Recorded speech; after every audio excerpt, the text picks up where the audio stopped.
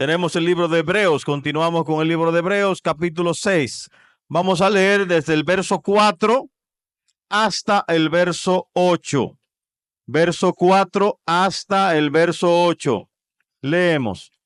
Porque en el caso de los que fueron una vez iluminados, que probaron el don celestial y fueron hechos partícipes del Espíritu Santo, que gustaron las buenas palabras de Dios, los poderes del siglo venidero, pero después cayeron, es imposible renovarlos otra vez para arrepentimiento, puesto que de nuevo crucifican para sí mismo al Hijo de Dios y le exponen a la ignominia pública. Porque la tierra que bebe la lluvia, que con frecuencia cae sobre ella y produce vegetación útil a aquellos por los cuales es cultivada, recibe bendición. Pero si produce espinos y abrojos, no vale nada. Está próxima a ser maldecida y termina por ser quemada. Hoy vamos a titular esta prédica Cuando es imposible el arrepentimiento. Cuando es imposible el arrepentimiento. Mire, existe una gran diferencia entre ser serio y estar triste. Lo opuesto a la tristeza es la felicidad, pero lo opuesto a la seriedad es la superficialidad o la broma, ¿verdad? Cuando somos serios, somos profundos. Lo opuesto a esa seriedad es ser superficial con uno mismo o con las cosas que uno hace. Así que puede ser serio y feliz a la vez. Eso es algo que sí se puede ser. C.S. Lewis dijo, cito, hay una especie de felicidad y asombro que te hace serio. Y todos sabemos la diferencia entre lo que nos hace sentir un comediante cuando nos hace chiste y lo que nos hace sentir un amigo que da la vida por nosotros. Es por eso que introduzco esto, porque el libro de Hebreos tiene una forma muy especial para hacernos serios. Es un libro que nos hace reflexionar en lo más profundo de nuestros corazones. No es un libro de tristeza, pero es un libro muy, pero muy serio. Si tú escuchas lo que domingo a domingo venimos diciendo del libro de los Hebreos y terminaremos hasta el último capítulo y versículo, si lo escuchas, vas a echar por tierra todas las actitudes superficiales y triviales sobre la vida. El libro de Hebreos lo hace. El autor del libro de Hebreos, inspirado por el Espíritu Santo, lo hace no para entristecernos, sino para hacernos inquebrantablemente felices en una sola persona, en Dios. Y una de esas maneras de la cual el libro de Hebreos nos transmite una verdadera felicidad es a través de las advertencias. Y hoy nos da una advertencia en contra de la falsa seguridad. Hay un tipo de felicidad o falsa seguridad o estar felices en algo falso que te puede matar. El libro de Hebreos es implacablemente amoroso al exponer este peligro de tal felicidad. Y nos advierte que huyamos de los engaños y que busquemos la felicidad sólida que nunca, nunca nos va a defraudar. En otras palabras, Hebreos se escribió para profundizar y fortalecer el gozo de nuestra confianza en Dios. Y una de las estrategias que el libro usa es exponer las falsas seguridades y los placeres fugaces. Es por eso que en este texto del versículo 4 al 8 del capítulo 6, este pasaje dice que existe una condición espiritual que imposibilita el arrepentimiento y la salvación. Repito de nuevo, porque es muy serio lo que el libro nos dice. Este pasaje dice que existe una condición espiritual que te va a imposibilitar el arrepentimiento y por ende la salvación.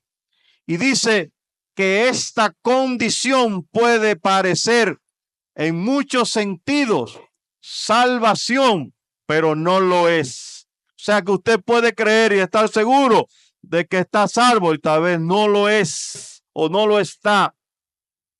Por ende, dicha condición espiritual te puede conducir a la destrucción. Es por lo tanto, este texto nos advierte de que no debemos darnos por seguros cuando nuestras vidas tienen algunas experiencias religiosas, pero que no dan fruto. Escuche bien, no te puedes dar por seguro, por ser salvo y estar seguro, por experimentar ciertas experiencias religiosas, pero no das el fruto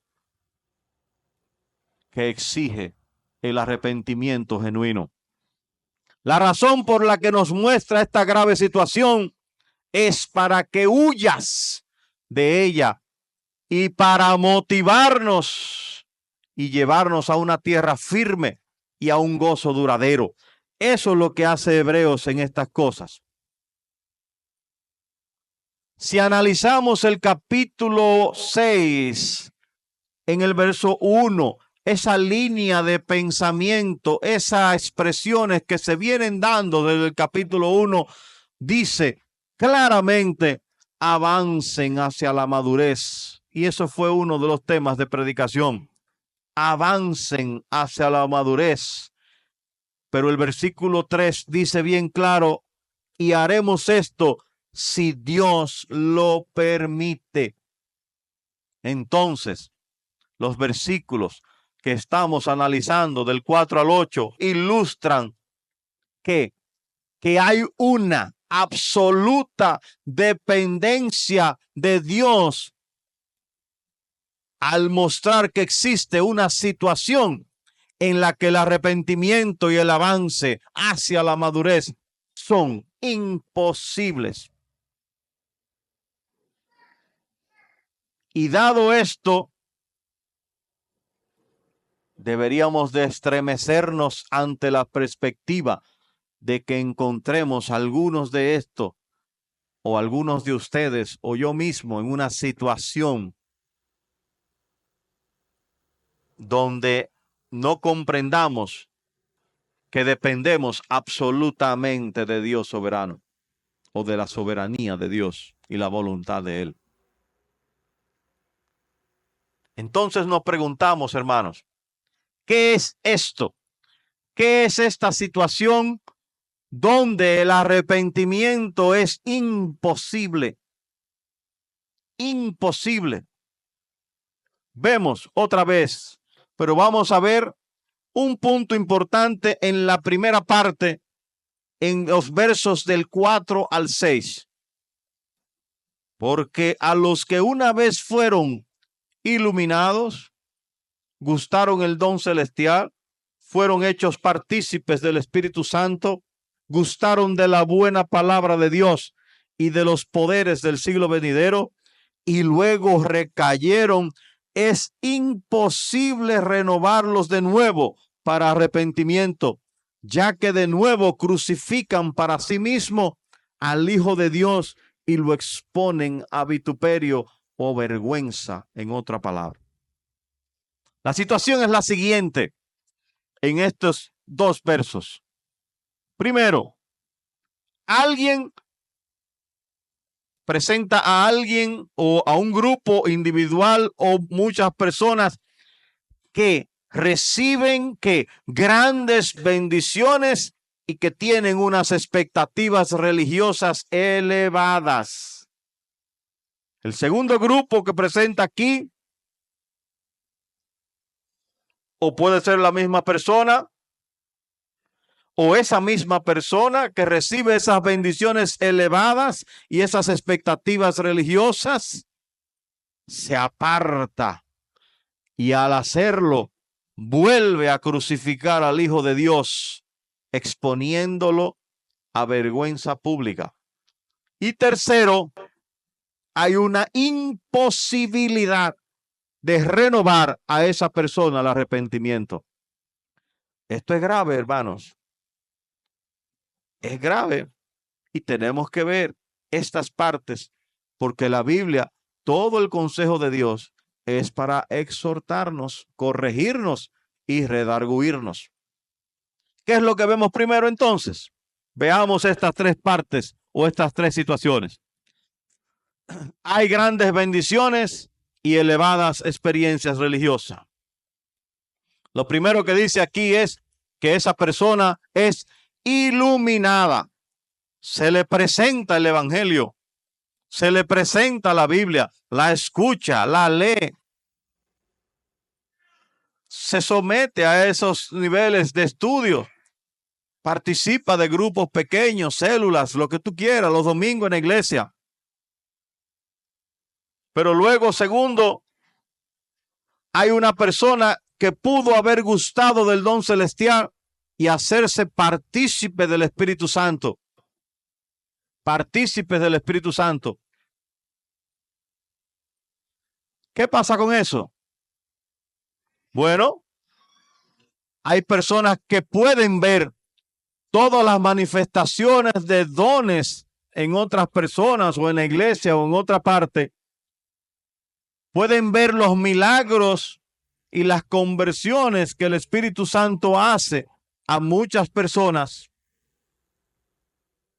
Pero hay un tercer punto que se da aquí. Que esa persona que pudo haber gustado de la buena palabra de Dios, en el versículo 5, que ha gustado de toda esa palabra y también gusta de todos los poderes del siglo venidero.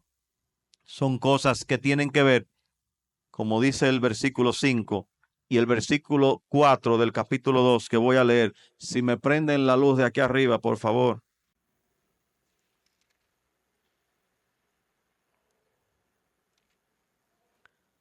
Testificando Dios juntamente con ellos, tanto por señales como por prodigios y por diversos milagros, por dones del Espíritu Santo según su propia voluntad.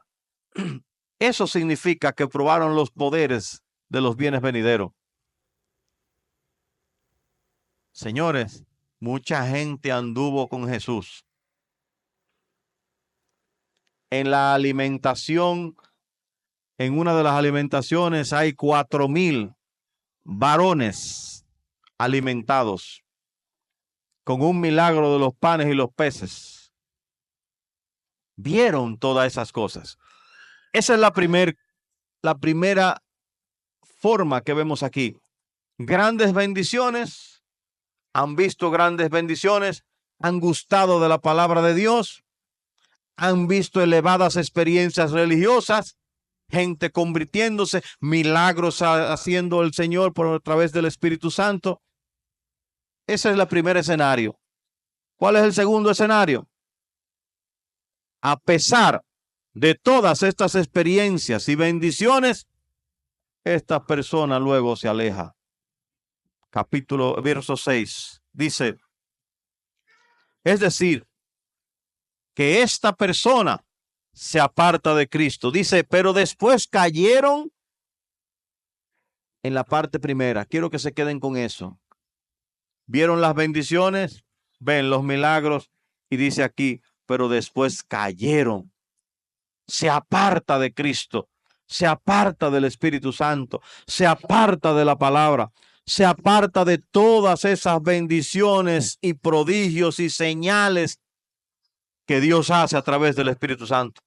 ¿Y qué hace? Reniega del valor de estas grandes realidades y busca en su corazón otras cosas.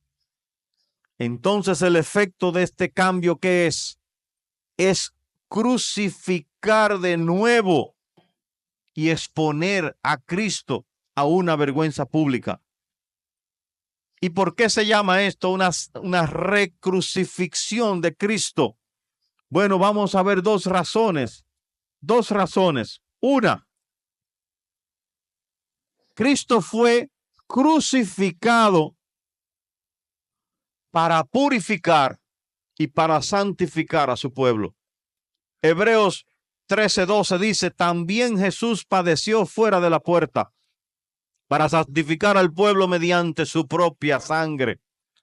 Si Cristo muere para santificarnos, si Cristo muere para hacerte puro, santo y consagrado a Él, así que cuando rechazas la pureza, la santidad, la devoción que su cruz pretende darte, decimos entonces sí a las impurezas, sí a la mundanalidad, sí a la incredulidad, cosas que lo clavaron allí en la cruz a Cristo. Esto significa que tú estabas ahí cuando dijeron, no, libera a Barrabás, crucifica a Cristo. Esto es crucificar a Cristo de nuevo. Hay otra razón por la que este tipo de apostasía es una nueva crucifixión de Cristo. Porque cuando una persona elige contra Cristo y regresa a las costumbres del mundo, a la soberanía de su propia voluntad, a los placeres fugaces de la tierra, está diciendo en realidad que estos valores del mundo, su soberanía, los gustos y los placeres y las costumbres mundanas valen más que Cristo. Valen más que el amor, valen más que la sabiduría, valen más que el poder de Cristo y todo lo que Dios promete ser para nosotros en Cristo. Y cuando una persona dice eso, es como decir, estoy de acuerdo con quienes crucificaron a Jesús. Porque ¿qué podría avergonzar más a Cristo hoy que alguien que pruebe su bondad, pruebe su sabiduría, pruebe su poder y luego diga, no, Cristo, hay algo mejor allá afuera, hay algo más deseable allá afuera? Eso es exponerlo otra vez a una vergüenza pública. Una cosa es un extraño a la fe que se resista así a Cristo, pero otra cosa es alguien que ha estado en una iglesia, que ha sido iluminado, que ha probado el don celestial y que se haya hecho partícipe del Espíritu Santo, que pruebe la buena palabra y esos poderes venideros de Dios y diga después de estas bendiciones y experiencias, creo que el mundo me ofrece mejores cosas que Cristo. Eso es crucificar de nuevo a Cristo y exponerlo a una vergüenza pública peor que la que cualquier extraño podría haber puesto a Cristo en esta situación.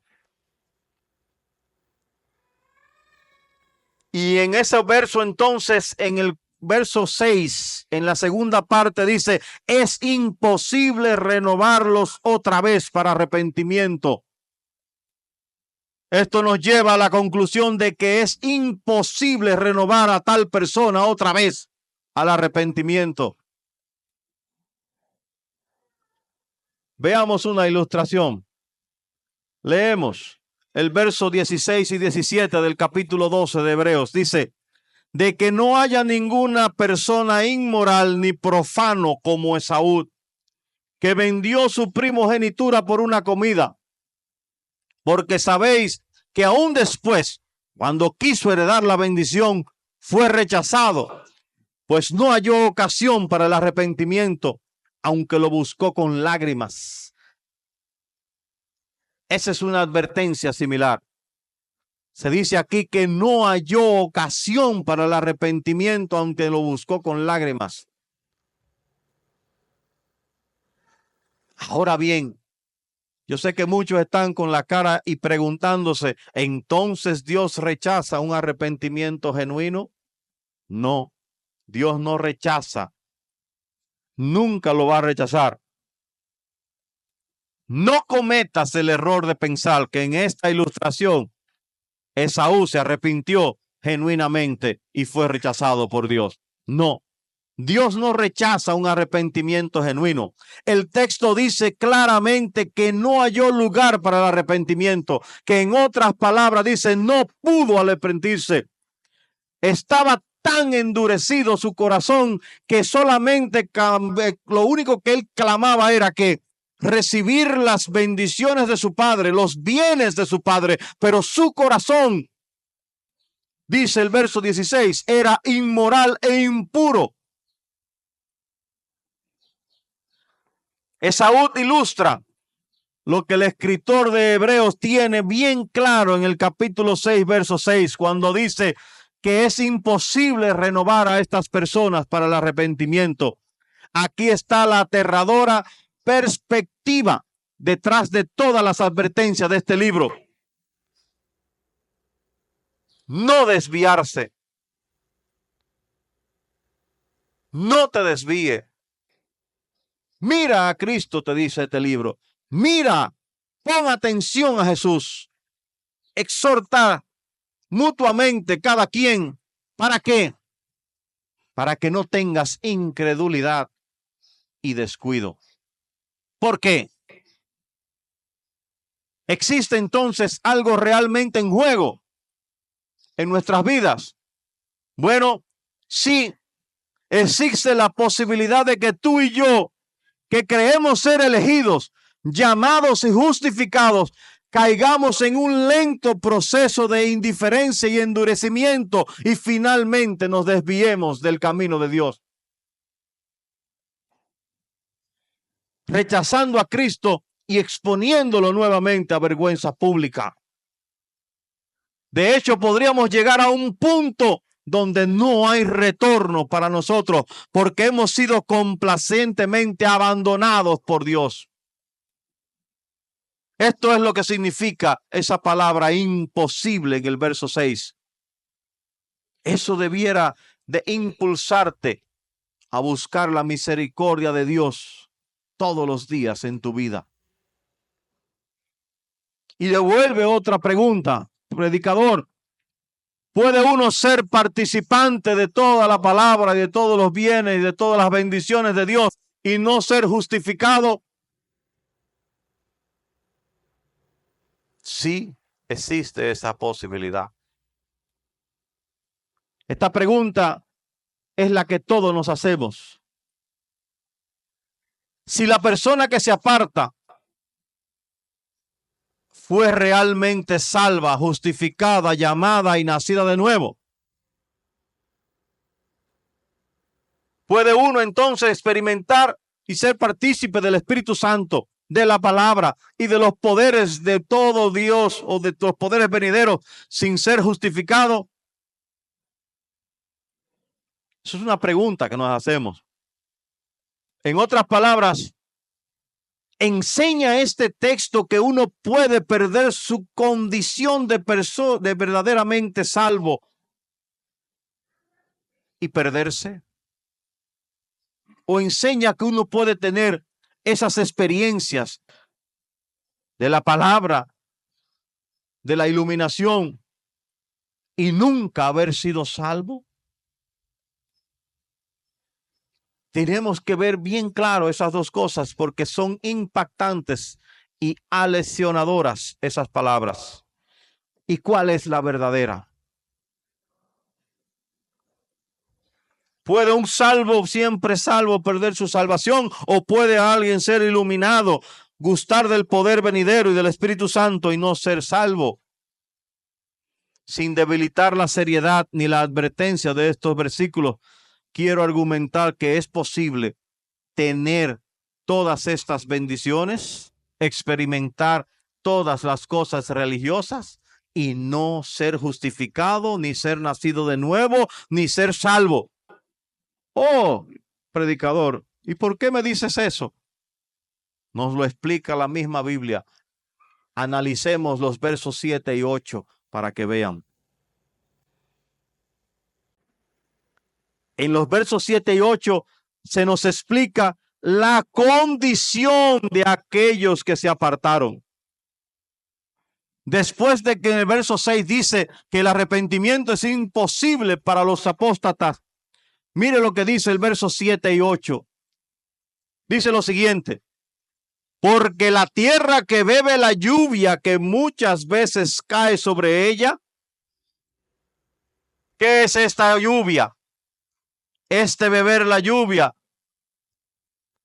da referencia a todas las bendiciones que nos habla el versículo 4 y 5.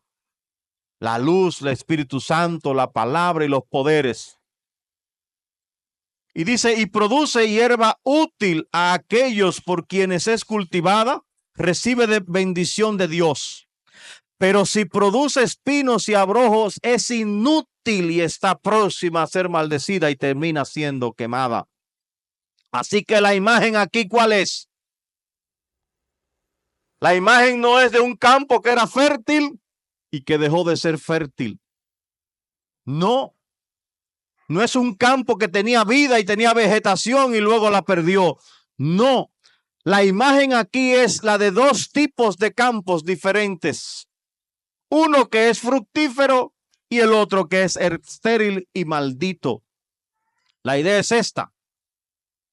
Si nos hemos sentado en la iglesia con la luz, con el Espíritu Santo, con la palabra, con la obra de Dios viniendo a nosotros, bendiciéndonos o incluso moldeando hasta cierta medida nuestro temperamento y conducta, pero luego le damos la espalda, somos como un campo sin vegetación y será juzgado. La lluvia que hemos bebido no ha producido salvación en esa persona.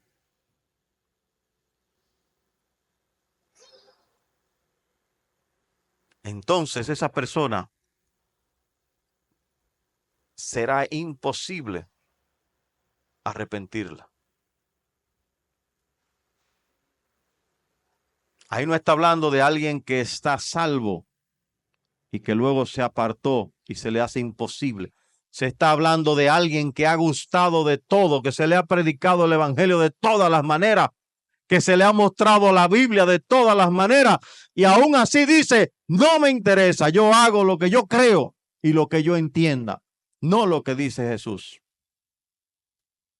La salvación no depende en última instancia de nosotros, depende en última instancia de Dios.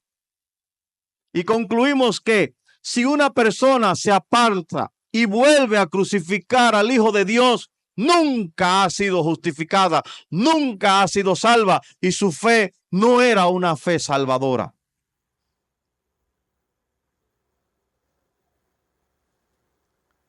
No caigas en esa certeza sin no analizarte a que no has dado frutos verdaderos de un arrepentimiento. Si tú te arrepientes de todos tus pecados y luego sigues andando ahí, porque ya soy salvo y siempre salvo, como dice el pastor Juan José, como un Lucifer Junior, no estás dando fruto de un verdadero arrepentimiento. ¿Qué significa entonces estos versículos para nosotros? Lo voy a hacer una ilustración de manera muy personal para ser más directo. Si en los próximos años yo cometo apostasía, me alejo de Cristo, no será porque no haya probado la palabra, no será porque no haya visto su espíritu y sus milagros, no será porque no haya bebido de la palabra, no será porque el espíritu no me ha tocado, no me ha entristecido, no será porque no he visto sus milagros y no será porque no he sido instrumento durante algunos años de su palabra. Pero si en los siguientes 10 años o 20 años comenzara a enfriarme espiritualmente, a perder interés en las cosas espirituales, a fascinarme más con ganar dinero sin Cristo, si me creo que la mentira de que una nueva esposa sería estimulante y que los niños pueden valerse por sí mismos, divorciándome y viviendo una vida a mi placer, o que si la iglesia de Cristo es una molestia y que la encarnación es un mito y que hay una vida para vivir, así que comamos, bebamos y seamos felices. Si eso sucede, entonces sepan que yo he sido poderosamente engañado en toda mi vida. La fe que yo tenía era un vestigio ajeno de la alegría de Dios. La fidelidad que yo presentaba a mi esposa era una pasión pasajera y una sumisión por la presión social de que no me tildaran de un adúltero.